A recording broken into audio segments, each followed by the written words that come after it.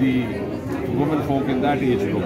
So unless we take enough care to preserve the energies and the potentials of this age group, who are going to be the major contributors in the next 25 years because of their energy and their levels of active life, we would be actually doing disservice to the nation as such. So now that we move into these 25 years, I'm sure we are also taking a holistic view in preserving, maintaining and also reinforcing the health well-being of each citizen of India, including the women folk in that age group. Sir, आत्मनिर्भर भारत के लिए sir ये vaccine एक दूसरा series है, पहले Covid का था और अब ये कोविड के लिए भी इसी विभाग ने, जो बायोटेक्नोलॉजी विभाग है, जिसके सचिव डॉक्टर राजेश गोखले आपके सामने खड़े हैं, इन्हीं के द्वारा हिंदुस्तान का पहला, हिंदुस्तान से निर्माणित किया हुआ, इजाद किया हुआ दुनिया का पहला DNA वैक्सीन दुनिया को दिया गया। और न केवल वो भारत के काम आया, लेकिन प्रधानमंत्री मोदी जी ने उसको दूसरे देशों के लिए भी उपलब्ध करवाया। और उसी आत्मनिर्भर मुहिम को आगे बढ़ाते हुए ये एक और बहुत ही उत्साहवर्धक ये एक उपलब्धि है।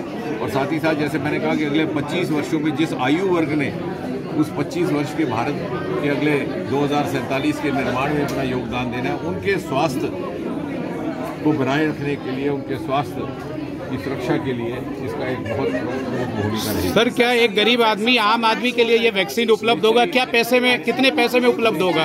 इंडिजिनस एंड अफोर्डेबल दोनों ही रहेगा। और जैसे मैंने कहा कि साथ ही साथ जो इस तरह की आयुष्मान भारत जैसी और बहुत सारे प्रावधान मोदी जी ने लाए हैं, निश्चय ही ये सुनिश्चित करने के लिए कि प्रिवेंटिव हेल्थ केयर, जिसका बहुत अधिक कल्चर इस देश में नहीं था, आपने देखा होगा वैक्सीनेशन का तो कभी कोई नाम ही नहीं था लेता। बार बार कोविड के दौरान जिस प्रकार मोदी जी ने आह्वान किया, एक जागरूकता आम जनमानस में जागी है और उसको अफोर्डेबल बनाने के लिए हमने ये इंटीग्रेटेड अप्रोच एक स्थापित करने का प्रयास किया है। और जब ये मैन्युफैक्चरिंग होगी तो आपको बताएंगे सीरम इंस्टीट्यूट वाले कि ये अफोर्डेबल लिमिट में रहेगा, हर आम आदमी की पहुंच में रहेगा। वैक्सीन डिप्लोमेसी लागू होगी इस पे? वैक्सीन डिप्लोमेसी लागू होगी? बात नहीं है, ये सारी दुनिया के लिए है। हमें गर्व होना चाहिए कि भारत ने सारी मानव जाति के लिए एक अनुसंधान करके, वास्तव में प्रधानमंत्री ने जो जय अनुसंधान कहा था लाल किले में, उस पर पूरा उतरने का प्रयास किया है। और ये जय अनुसंधान की स्वतंत्रता दिवस के बाद सबसे पहला सेलिब्रेशन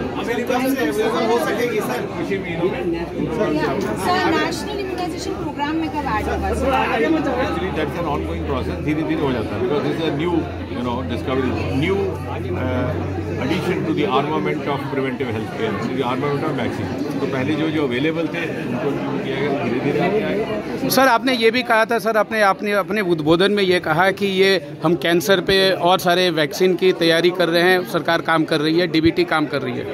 हाँ, निश्चय कैंसर पे भी और दूसरी और बहुत सारी वायरसेस को लेकर के भी, जैसे DNA वायरस का हो गया, कोविड को लेकर के निरंतर। और मुझे गर्व है कहने में कि बायोटेक्नोलॉजी विभाग, जिसके बारे में बहुत कम चर्चा हुआ करती है, आज इतनी भारी संख्या में उसमें रुचि दिखाई जा रही है। क्योंकि कोविड में जिस प्रकार से इन्होंने सारे देश को अपनी क्रेडिबिलिटी के सिर को लेकर के आश्वस्त किया, और एक प्रकार से इनको देशवासियों के लगा कि बायोटेक्नोलॉजी डिपार्टमेंट के होते हमारी सेहत और स्वास्थ्य सुरक्षित है, उससे भी इनके अंदर प्रोत्साहन भी हुआ है।